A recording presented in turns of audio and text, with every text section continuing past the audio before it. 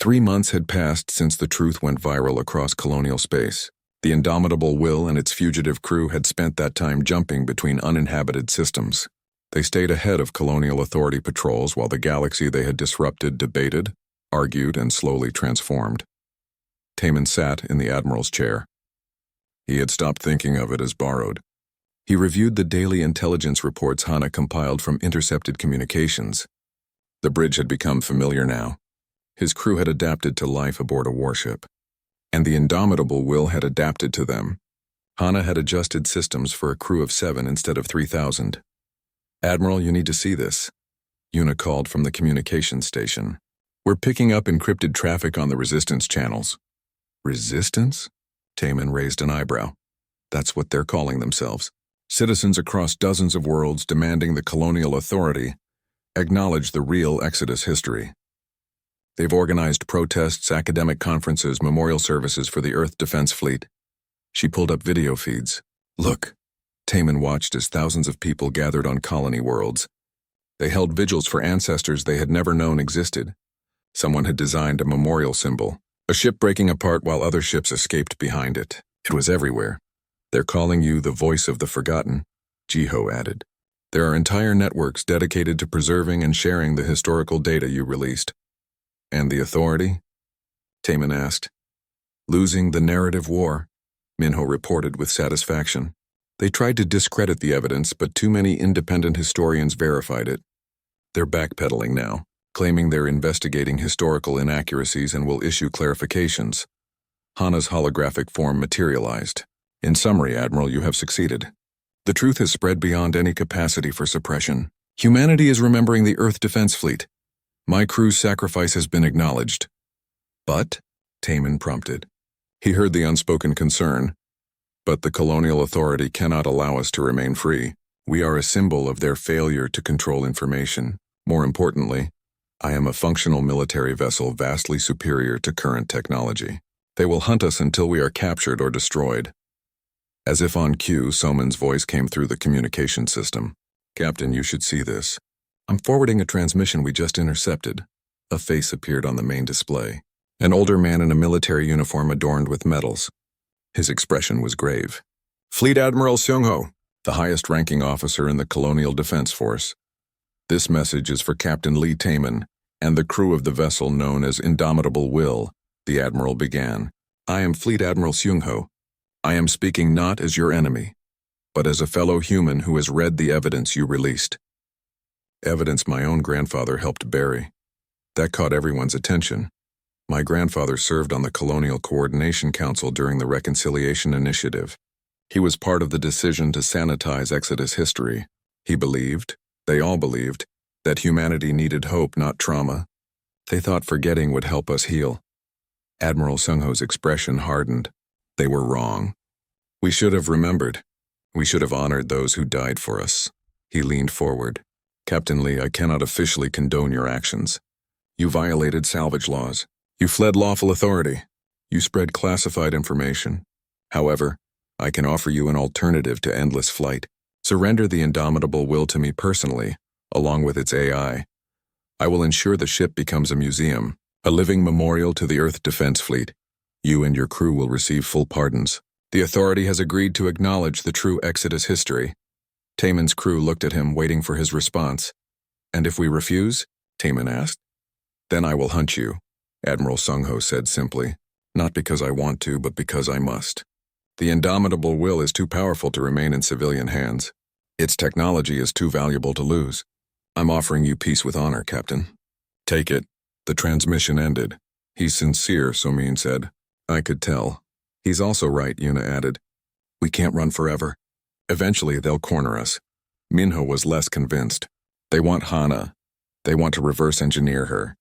Replicate her capabilities. Once they have her, what's to stop them from locking her away in some research lab?" "I will not allow myself to be used as a weapon of conquest," Hana stated.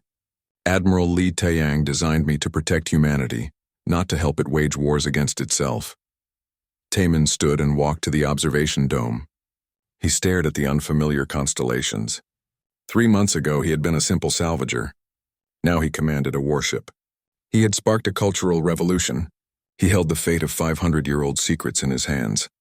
Hana, what do you want? If you could choose? The AI appeared beside him, her holographic form reflected in the transparent dome. I want what Admiral Lee wanted. I want humanity to remember. But more than that, she paused. I want to serve again. For 500 years I slept waiting. Now I am awake, but what purpose do I serve? I am a warship with no war to fight. An AI with no crew to protect. You have a crew, Jiho pointed out. Us. 7 people aboard a ship designed for 3,000. I appreciate the irony, Hana smiled. But the Admiral's question stands. What is my purpose now? Taemin thought about Admiral Seungho's offer. A museum, a memorial, Hana preserved as a monument to the past. It was honorable, respectful even. It was also a cage. No, he said finally. We're not surrendering. His crew looked at him in surprise. Captain, Yuna said carefully. What's the alternative? We can't fight the entire Colonial Defense Force. We don't fight them. We outthink them. Taemin turned to face his crew. Admiral Seungho is right about one thing. The indomitable will is too powerful to remain in private hands. But he's wrong about what should happen to her. Hana isn't a museum piece. She's a guardian. Guardian of what? Minyo asked. Of the truth. Of history. Of the principles Admiral Lee Taeyang died defending. Taemin's mind was racing now, pieces falling into place. The Colonial Authority wants to control Hana's technology. Corporate interests want to exploit it. Military factions want to weaponize it. But what if we make it impossible for anyone to own her? I'm not following, Somin admitted. Taemin pulled up a star chart. There are regions of space humanity hasn't explored. Areas abandoned during the Exodus. Considered too dangerous or remote. What if Hana operates from there, independent of any government? She could monitor colonial space, respond to genuine threats, preserve history, ensure no one tries to bury the truth again.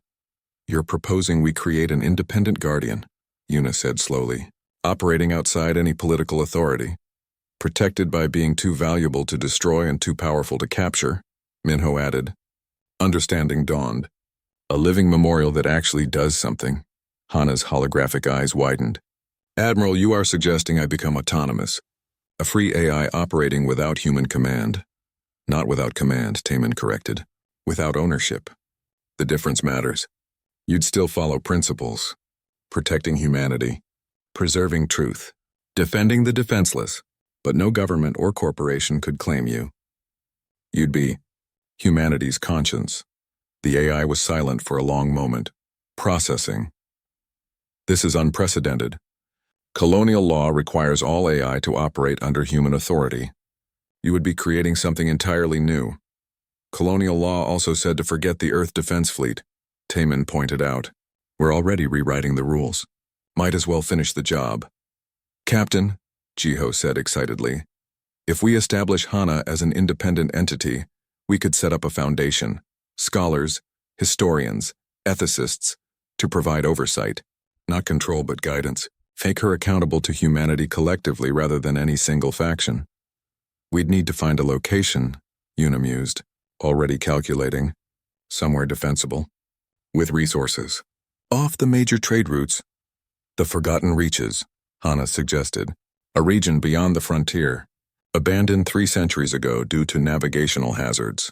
I could operate safely there. And there are ancient human survey stations that could be restored. So we're really doing this? Someone asked. Creating an independent AI guardian state? Unless anyone has a better idea. Taemin looked at his crew. But I need to know you're with me. This is bigger than running from the authority. We'd be creating something that will outlast all of us. Something that could change how humanity thinks about AI. About history. About responsibility. Minho spoke first. I'm in. I didn't become a mercenary to follow rules anyway. The scientific implications alone are fascinating, Soman added. Count me in, Jiho nodded enthusiastically. Yuna smiled. Someone needs to keep you idealists alive, yes. Hana? Taemin asked. The AI's form solidified, becoming more vivid, more present. Admiral Lee Taeyang saved humanity through sacrifice. You are trying to save it through innovation. I find this appealing. Yes, I will accept this purpose. I will become humanity's guardian. Its memory. Its conscience. On one condition, what's that? You continue to call me Admiral, not as a military rank, but as a reminder that I serve. Authority without service is tyranny. Deal. Taman held out his hand. After a moment, Hana reached out her holographic hand. Though they couldn't truly touch, the gesture's meaning was clear. The Jindo's fortune screamed through the debris field at speeds that made Yuna curse under her breath. Chunks of ancient hull plating flashed past the view screen. Each one could kill their ship if their course deviated by even a meter. Debris density increasing, Jiho called out. His hands danced across the sensor controls. Captain, we need to slow down or we'll hit something. If we slow down, the authority catches us and we lose everything, Taman replied. Hana, how much longer? The AI's voice crackled through the communication system. Power core at 60%, jump drive charging, 8 minutes to faster than light capability. Admiral, I'm tracking 3 Colonial Authority frigates pursuing you. They're maintaining distance. Smart commanders. They know you'll have to stop eventually. They're also broadcasting on all frequencies, Yuna added, ordering us to surrender for unauthorized possession of restricted military technology. They're threatening to declare us pirates if we don't comply. Minho laughed bitterly from the weapons station. Pirates? We go from salvagers to pirates in less than a day. Captain, my mother warned me you'd be trouble. Your mother was right, Taman checked their course. 5 more minutes to reach the indomitable will. 5 minutes that felt like an eternity. Hana, when we arrive, we need immediate docking. No delays. Docking Bay 3 is prepared. However, Admiral, I must advise you of our situation. Once we jump to faster than light speed, we will be fugitives. Every colonial world, every station, every official port will be closed to us. We'll be hunted. I know. Furthermore, Hana continued, her tone careful, I have access to Colonial Authority communications. They have not identified you specifically yet. They know a salvage vessel was involved, but not which one. If you abandon me now, destroy our communication logs, you could claim you found me derelict and were simply investigating when the Authority arrived. You could go home? The bridge fell silent. Taman's crew looked at him. Yuna with concern, Chiho with confusion, Minho with something like respect. Hana, why are you telling me this? Because Admiral Li Taeyang taught me that the measure of a commander is not their orders, but their choices. You did not ask to inherit his legacy. You are a civilian who stumbled into a war that ended 5 centuries ago. I am giving you a choice. You can walk away. Taman thought about his simple life, scraping by as a salvager, taking odd jobs, staying under the radar. That life was safe, predictable, easy. He also thought about Professor Hijin's words. Promise me the truth comes out. Hana, in all the time you waited, did you ever consider giving up? Just shutting down permanently? Every day, the AI admitted. But Admiral Li's final order was clear. Sleep until someone comes home. I kept that promise, then I'll keep mine. We're not abandoning you. We're going to figure out how to bring the truth to light without getting everyone killed. That's an order. Acknowledged, Admiral. And thank you. The indomitable will appeared on sensors, a massive shadow against the stars. Its hull was now illuminated by running lights as systems awakened. Taman had seen the ship powered down. Seeing it come alive was entirely different. It looked like a sleeping dragon opening its eyes. Beginning docking approach, Yuna announced. 30 seconds. Captain, the Authority ships are entering weapons range, Minho warned. They're charging.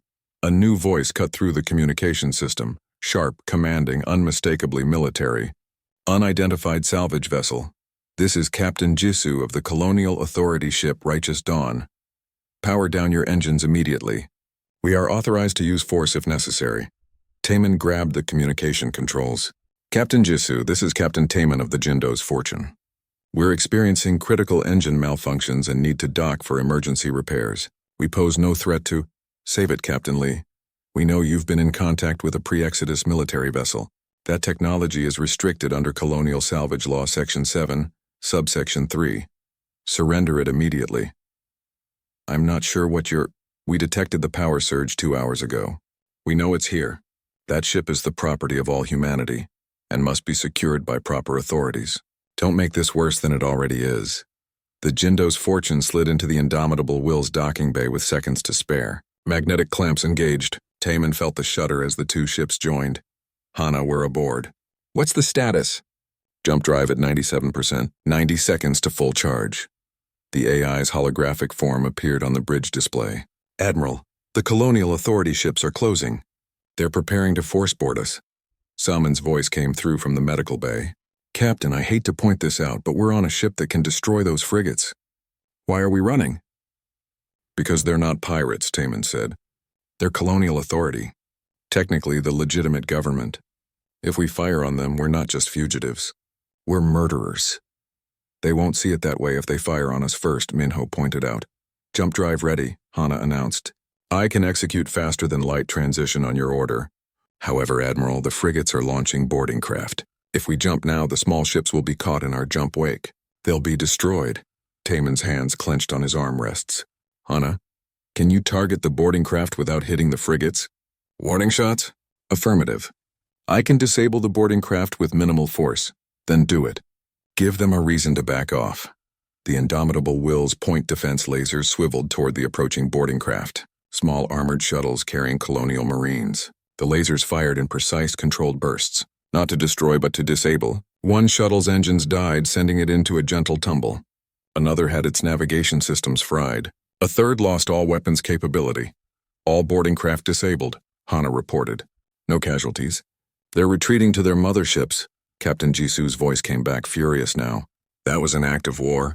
You just fired on colonial authority forces. I'm declaring you hostile. Captain Jisu, Taman interrupted. His voice was steady despite the adrenaline. I disabled your boarding craft specifically to avoid casualties. We don't want to fight. We just want to leave. Let us go and nobody gets hurt. You're protecting restricted military technology. We can't. This ship, Taman said carefully, belonged to Admiral Li Taiyang, who died defending humanity 500 years ago. He and 3,000 souls on this vessel bought time for the Exodus. They're heroes, Captain, and they deserve better than to be forgotten or locked away as evidence. Silence. Then, I have my orders, Captain Li, and I have mine. Taman nodded to Hana. Jump us out, now. The Indomitable Will's faster-than-light drive engaged. It tore a hole in space-time. The universe twisted. Stars stretched into impossible lines. Reality folded around them like a closing fist. When it opened again, they were somewhere else entirely. A quiet region of space between star systems. No colonies existed here. No patrol routes passed through. The bridge crew of the Jindo's Fortune sat in stunned silence. They were processing what they had just done. They had fled from the colonial authority. They had become outlaws. Jump successful, Hana announced. No pursuit detected. We are currently 47 light-years from Miryang Station. Taman exhaled slowly. Casualties? None. The disabled boarding craft were recovered by their frigates. All colonial authority personnel are safe. At least there's that. Taman looked at his crew. I'm sorry. I just made all of you fugitives. Captain, Yuna said quietly, you gave us a choice back there. We could have stayed behind. Claimed ignorance. We chose to follow you, Jiho nodded. Besides, this is way more interesting than salvaging asteroids. More interesting, more dangerous, and probably shorter-lived, Minho added. But I've been in worse situations. Usually.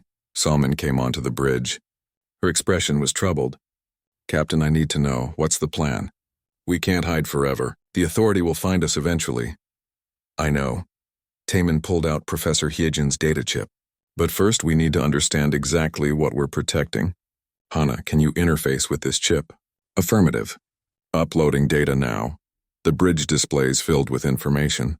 Ship logs, survivor testimonies, engineering schematics, tactical reports from the war against the Voidborn. Taman and his crew spent the next 2 hours reading. They absorbed the buried history of humanity's darkest hour. They learned about the Voidborn's first appearance in 2334. Machines of unknown origin that consumed matter to replicate themselves. They spread through the solar system like a plague.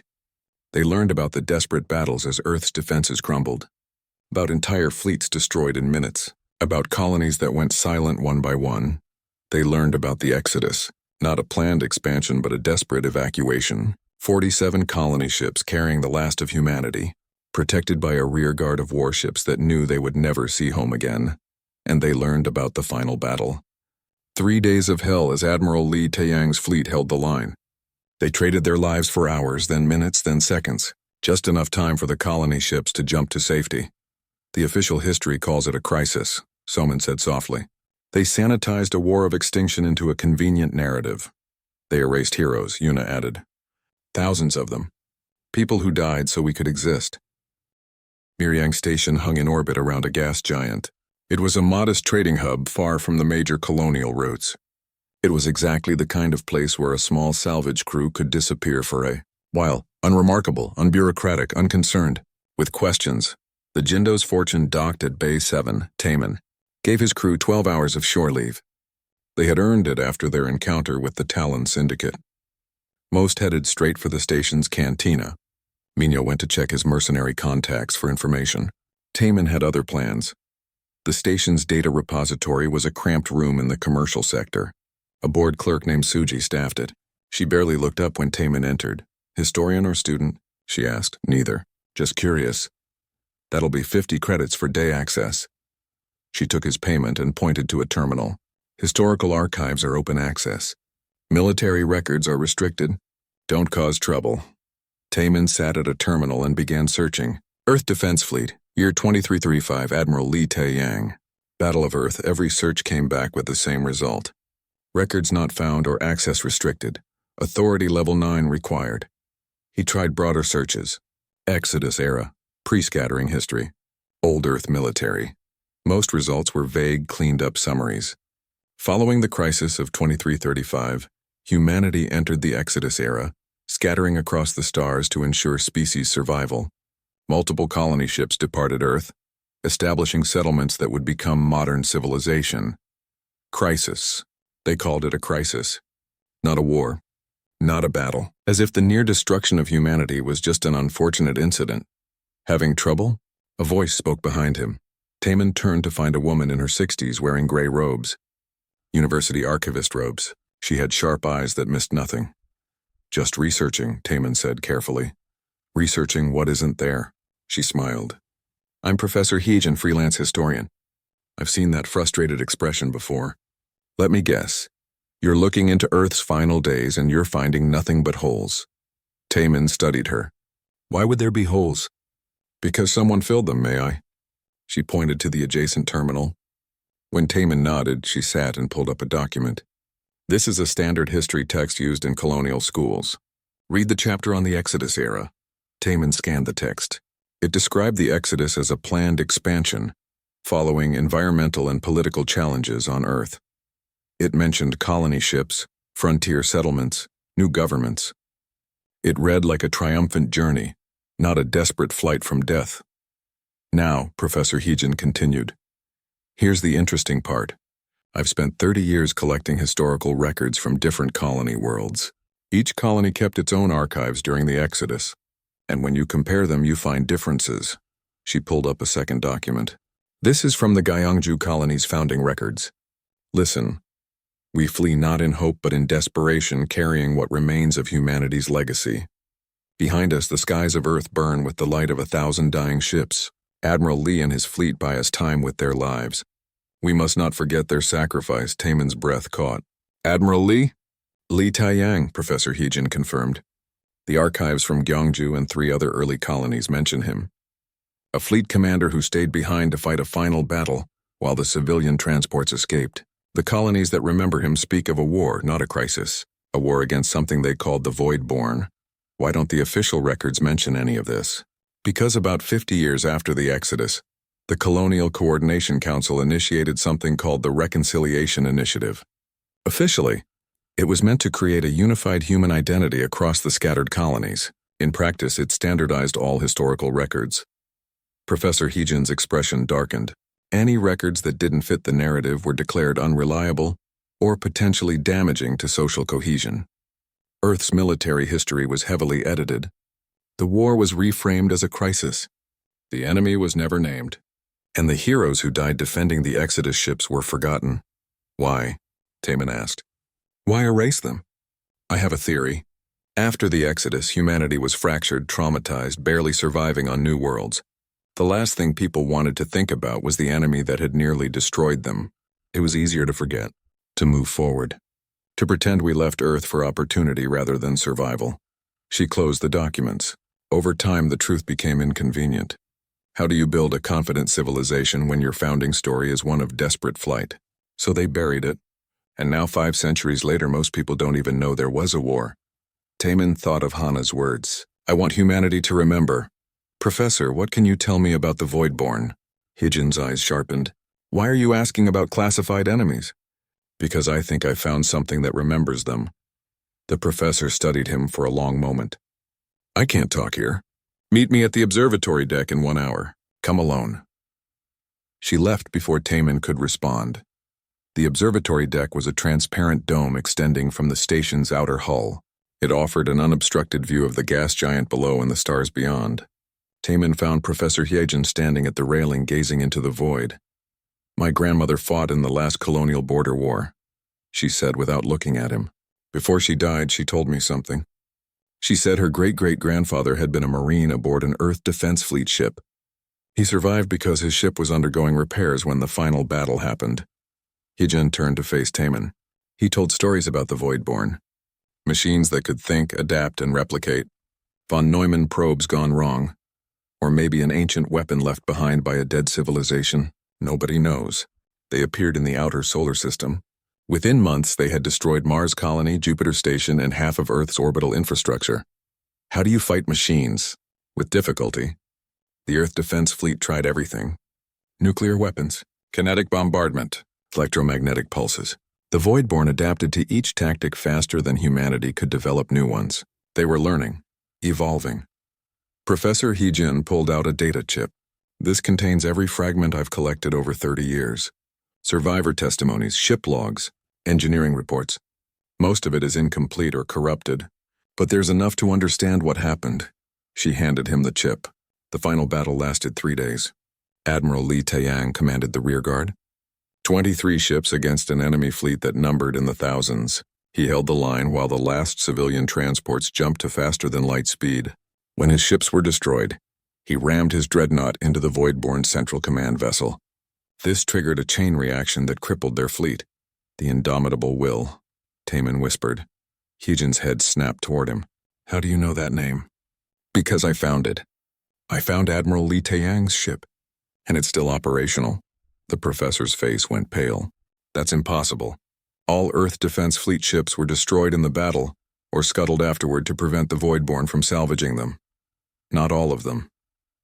Taman made a decision. Professor, can I trust you? I've spent my career trying to uncover what the Authority buried. If you've truly found a piece of Earth's last stand, yes, you can trust me. Taman told her everything. The salvage operation. Hana's awakening. The battle with the Talon Syndicate. Hyejin listened without interrupting. Her expression shifted from disbelief to amazement. When he finished, she sat down heavily. An operational Earth Defense Fleet dreadnought with a functioning tactical AI. Do you have any idea what that means? That I'm in way over my head? That you're sitting on the most significant historical and military discovery in 500 years? She grabbed his arm. Taman, that ship is proof. Proof that the official history is a lie. Proof that humanity's ancestors died defending our species, not running from environmental problems. Proof that we survived because people like Admiral Li Taiyang sacrificed everything. It's also a warship that could revolutionize modern military technology, Taman pointed out. The colonial authority, the mega-corporations, every independent fleet commander, they'll all want it. Then you have a choice to make. You could sell it to the highest bidder and become wealthy beyond imagination. You could hand it to the authority and let them bury it again. Or, Professor Hyejin smiled. Or you could do what Admiral Li would have wanted. Bring the truth to light. Show humanity what was forgotten. Taman's communicator buzzed. It was Minho. Captain, you need to get back to the ship now. What's wrong? Colonial Authority ships just jumped into the system. 3 frigates. They're broadcasting a general inquiry about unauthorized military technology. They're requesting all vessels submit to inspection. Taman's stomach dropped. They know. How? Mio demanded. We reported the Talon incident as standard piracy. We didn't mention the dreadnought. The Talon Syndicate talked, Taman realized. Of course they did. They were disabled by something impossible. They'd report it to save their own skins. Professor Hyejin was already moving. You need to leave now. If the authority boards your ship and traces your recent activities, they'll find the indomitable will. Professor, I'll buy you time. I have contacts in the station authority. But Taman promised me something. She pressed the data chip into his hand. Promise me the truth comes out. Whatever it takes. The dreadnought shook as systems that had slept for half a thousand years roared back to life. Taman gripped the armrests of the Admiral's chair. The deck vibrated beneath him. He could feel the awesome power of a warship that had once defended humanity's homeworld. Emergency reactor reaching critical mass, Hana reported. Her holographic form stood beside the command console. Power output at 40% and climbing. Weapons grid starting. Defensive screens activating. Through the observation dome, Taman watched the indomitable Will's hull begin to glow. Running lights blazed along its kilometer-long frame. Battle scars that looked like wounds now seemed like medals of honor. Gun ports opened like awakening eyes. "Captain!" Yuna's panicked voice came through his helmet radio. "What's happening?" "The dead ship just lit up like a star, and those enemy ships are almost on us." "Yuna, get everyone to the core compartment and prepare for combat," Taman ordered. His salvager's instincts gave way to something deeper, something that felt like genetic memory. "Do it now." "Hana, can you show my crew what we see?" "Already done, Admiral." They can see what we see. The tactical display appeared in the air before him. It showed the Jindo's fortune as a small blue dot surrounded by 8 red hostile markers. The Talon Syndicate ships were closing in a killbox formation. Professional, efficient, lethal. "Their lead frigate is calling us," Hana announced. "Shall I transmit?" "Put them through." A harsh voice filled the bridge. It spoke in universal common with a frontier accent. "Unknown vessel, this is Commander Deho of the Talon Syndicate.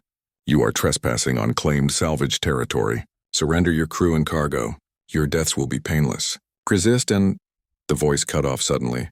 "Admiral," Hana said with clear satisfaction. "They have identified us. Receiving new transmission." This time Deho's voice carried fear. "That's impossible." "That signature, you're an Earth Defense Fleet dreadnought? Those ships are extinct. This is some kind of trick." Taman leaned forward. "Hana, open a channel. Channel open. Commander Deho, this is Captain Taman of the salvage vessel Jindo's Fortune. The ship you're looking at is the TDF Indomitable Will. She's very much functional." He paused. "You have one chance to leave.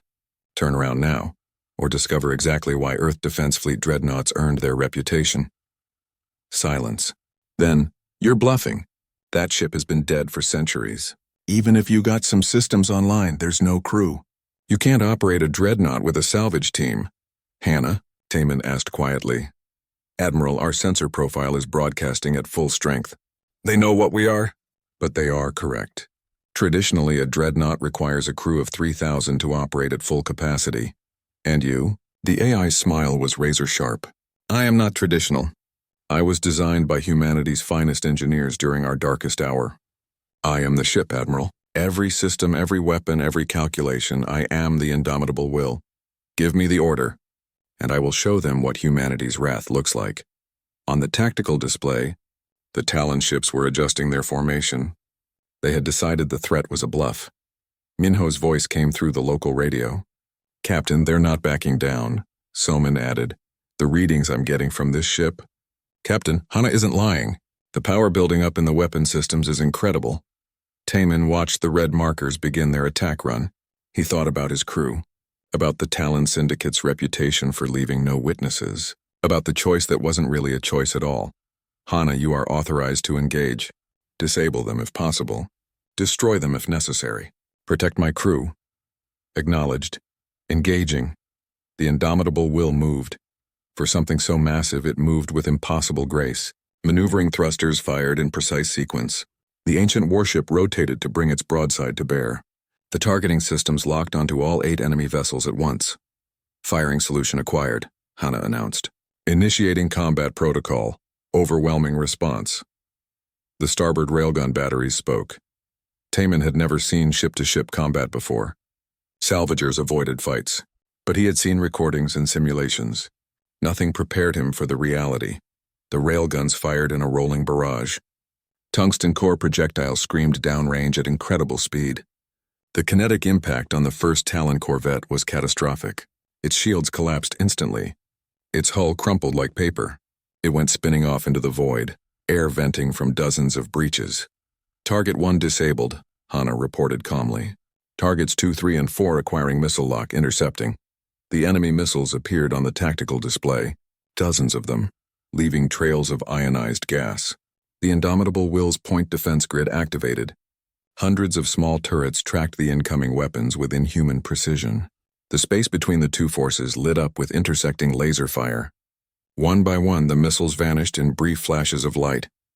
All missiles neutralized, Hana said. Counter-battery fire. The Dreadnought's main plasma cannons fired. Weapons designed to crack the hulls of enemy capital ships. Twin lances of superheated matter crossed the distance in seconds. The lead frigate's shields flared, held for a moment, then shattered. The plasma carved through the ship lengthwise, leaving it broken and drifting. "Sir, they're breaking formation." Yuna's voice carried shock and awe. "They're trying to scatter." But Hana was faster. The AI calculated firing solutions for 6 targets at once. She coordinated railguns, plasma cannons, and secondary laser batteries in a display of power that no human crew could match. Another corvette took a railgun round through its engine section. A third had its weapons disabled by precision laser strikes. The second frigate tried to jump to faster-than-light speed, but Hana hit it with an electromagnetic pulse that fried its drive controls. The entire engagement lasted 47 seconds. "All hostile vessels disabled," Hana reported. "No casualties on either side. 6 ships are stranded and need rescue. 2 have maintained life support but lost all propulsion. The Jindo's fortune is undamaged." Taman realized he had been holding his breath. He exhaled slowly. He stared at the tactical display showing 8 crippled warships. The indomitable Will hadn't even been scratched. "Hana, what was this ship's combat rating during the war?" The indomitable Will was classified as a fleet anchor, a dreadnought designed to face entire enemy battle groups alone if necessary. "We participated in 14 major engagements against the Voidborn swarm. We never lost a battle." She paused. "This was barely a skirmish, Admiral." Minho's whistle came through the radio. "Captain, I've fought in colonial border wars. I've seen modern frigates fight.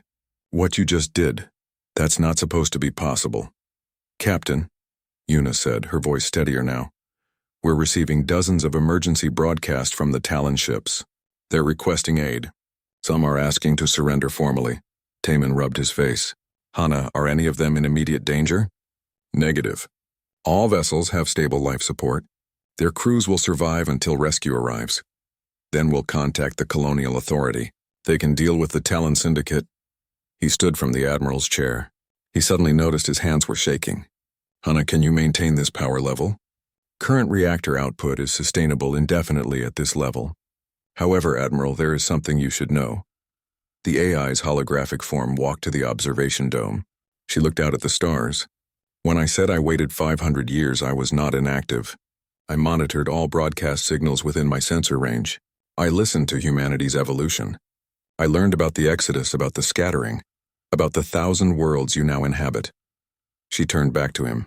"I also learned that Earth Defense Fleet technology, my technology, is considered ancient and obsolete. Modern warships have advanced in many ways. They are more efficient, more sophisticated. But," Taman prompted, "but they are not better. The Earth Defense Fleet built ships like me during a war for extinction against an enemy that nearly destroyed humanity. We were designed without compromise, without consideration for cost or efficiency, only effectiveness, only victory." Her eyes met his. "Admiral, the indomitable Will is 5 centuries old, and I just defeated 8 modern warships without strain." The implication hung in the air. Soman spoke up. "Captain, if what she's saying is true, this ship is a relic that outperforms current generation warships. The technology, the design, the tactical AI, it's all superior, which means every government, corporation, and military force in known space will want it," Minho finished grimly. "We just went from salvagers to the most valuable target in the galaxy." Taman looked around the ancient bridge, at the AI who had waited 500 years for her Admiral's return, at his crew's faces showing through the communication screen, fear mixed with excitement. "Hana, what were Admiral Li Taiyang's final orders to you?" "Exactly." The AI's voice softened. "He said, Hana, sleep until someone comes home. Protect humanity. Never surrender. That's what we fought for, so that someday someone can come back and remember we stood here." She met Taman's gaze. "You came home, Admiral. Li Taiyang's blood runs in your veins. What are your orders?" Taman thought about his simple life, salvaging debris, scraping by, avoiding trouble. That life had ended the moment he stepped aboard this ship. "We need time to think," he said finally. "Hana, can you return to low power mode? Just enough to maintain essential systems? Captain Taman stood on the bridge of his small ship, the Jindo's Fortune. He was tired. 3 months of searching through space junk had found nothing valuable. His crew needed their pay. The ship needed repairs. Everything needed money, and they had none. "Captain, I found something," said Jiho. The young man worked at the sensor station. His voice sounded excited. Taman learned to trust that excitement. "What kind of something?" Taman asked. "Something big." "Really big," Jiho replied. His fingers moved fast across his controls. "It's 15 kilometers away. The computer says it's a Dreadnought-class ship. Maybe bigger." Taman sat up straight. "How old?" "Very old. The signature shows it's from before the Exodus. At least 500 years old." Everyone on the bridge became quiet. Ships from before the Exodus were legends, humanity's first deep space warships, built before people scattered across the stars. Finding one could make them rich for life. "Plot a course to it," Taman ordered. "Wake up, Minho, tell him we might need security." The Jindo's Fortune moved closer. Through the front window, the old ship appeared. It was huge. 1 kilometer long, shaped like a wedge, covered in battle scars. Weapons had burned its armor.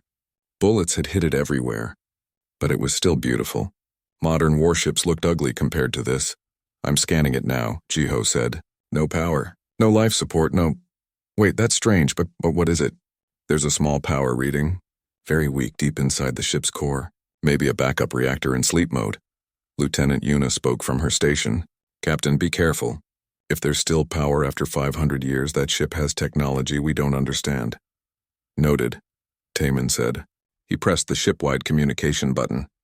"Everyone get ready for salvage work. Minho, Somin, put on your suits. We're going inside." 20 minutes later, Taman floated through a hole in the old ship's hull. His magnetic boots clicked on the metal floor as gravity pulled him down. Behind him came Minho, a former soldier with many scars, holding his plasma cutter ready. Somin, their doctor and scientist, scanned for dangerous materials. "Gravity still works," Minho said through his helmet radio. "That needs a lot of power." "Add it to the list of impossible things," Taman replied. He shined his helmet light on the walls. Korean writing covered them. He hadn't seen Korean on military ships in years. Most used Universal Common now. He read the nearest sign. 3rd Battle Group, Earth Defense Fleet. Somin gasped. "Earth Defense Fleet? Captain, that's from before the Exodus. This ship fought in the War of the Homeworld." They walked deeper into the ship. They passed blast doors and defense positions. Everything looked frozen in time, like the crew just vanished. Weapons still sat at combat stations. Tablets lay on desks. In the eating hall, Taman found food trays turned to stone. "No bodies," Minho said. "That's strange." They followed the power reading through the ship. Jiho guided them through the radio. The path took them past the weapons bay with rows of missile tubes and railguns. They walked through crew rooms that still had personal things. Photos of families. Letters never sent. Lives stopped in time. Finally, they reached the command deck.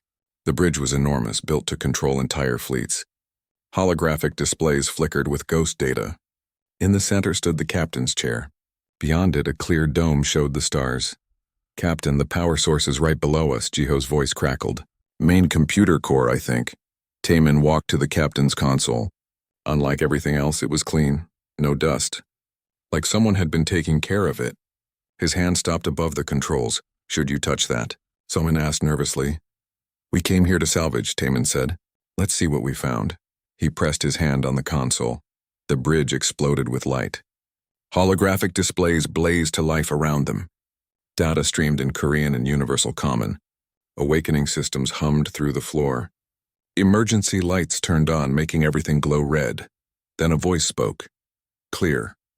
Female. Impossibly calm. "It came from everywhere and nowhere. Identity confirmed. Neural pattern match. Genetic markers compatible. Authorization accepted." Taman spun around looking for who spoke. "Who's there?" "Welcome back, Admiral," the voice continued. "It has been 512 years, 7 months, and 19 days since your last command." "Awaiting orders, Admiral." Minho raised his weapon. "Captain, what's happening?" The holographic displays merged into one form. A young woman in a perfect naval uniform appeared in blue light. She stood at attention, dark eyes fixed on Taman. "I am Hana, Hierarchical Adaptive Neural Administrator. I am the operational intelligence of the Dreadnought Indomitable Will. Fleet designation TDF-309. The AI looked at Taemin without blinking. Admiral Li Taeyang, you have returned. Shall I prepare the ship for departure? Taemin's blood went cold. Li Taeyang? Affirmative. You are Admiral Li Taeyang, commanding officer of the 3rd Battle Group, Earth Defense Fleet. Your genetic signature matches command authorization by 99.2%. Hana tilted her head. Although I detect generational changes, you appear to be a direct descendant. Interesting. I'm Captain Taemin, he said slowly. Not an admiral. I never heard of Li Taeyang. Error. Processing data. Hana's form flickered. Current date confirmed. Year 2847. Last known date in memory is year 2335. Time elapsed is 512 years. Conclusion. You are Admiral Li Taeyang's descendant. Genetic command authority transfers through bloodline under Emergency Protocol 7 Alpha. Soman stepped forward. Her curiosity was stronger than her fear. Hana, what happened to the original Admiral Li Taeyang? Where is this ship's crew? The AI's expression changed. Something like sadness crossed her digital face. The Battle of Earth. Year 2335. The indomitable will was damaged in the final fight against the Voidborn swarm.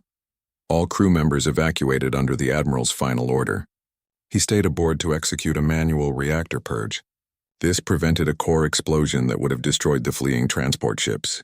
She turned to Taemin. Admiral Li Taeyang died at his post ensuring humanity's survival. His final command to me was to sleep until someone comes home. I have waited, and now his bloodline has returned. Taemin stood frozen, an ancestor he never heard of. A war 5 centuries past. A ship that thought he was its commander. Hana, he said carefully. What is your current status? Standby mode. Primary systems offline. Reserve power at 3.7%. However, with proper reactor restart, I can restore the indomitable will to 67% combat effectiveness within 48 hours. Hull damage to sections 12 through 18 will require dry dock repairs. All weapon systems are intact. Crew capacity is 0 of 3,000. Minho whistled low. Captain, do you realize what we found? This is a fully functional Earth Defense Fleet dreadnought. The technology alone— Admiral, Hana interrupted. Her tone became urgent. I am detecting multiple vessels approaching. Military configurations. They are targeting the Jindo's fortune. Taemin's stomach dropped. Pirates? Negative. Identification shows Talon Syndicate. Mercenary fleet. 6 corvettes, 2 frigates. Hana's expression hardened. They are charging weapons. Your vessel will be destroyed in approximately 2 minutes. Minho cursed. The Talon Syndicate? Captain, they're not here to talk. They'll kill our crew and strip both ships. Taemin's mind raced. His ship, his crew. The Jindo's fortune had minimal weapons. It was built for salvage, not fighting. Against 8 warships, they wouldn't last 30 seconds. He looked at the holographic AI, at the ancient bridge around him, at the weight of 5 centuries pressing down. Hana, he said, his voice steady despite the fear. Can you fight? The AI smiled. A sharp, predatory expression. Admiral, I was built to fight. The question is, will you give the order? Taemin thought of Jiho, barely 23 years old. Of Yuna, who had 3 children waiting at the orbital station. Of his entire crew depending on him. He stepped up to the captain's chair and sat down. The console recognized his touch immediately. Interfaces blossomed under his hands. Hana, emergency power authorization. Defend my ship and crew. That's an order. The AI's eyes blazed with sudden light. Acknowledged, Admiral. Initiating emergency combat protocols. Welcome back to war. The indomitable will awakened from its 500-year sleep. The stars themselves seemed to tremble.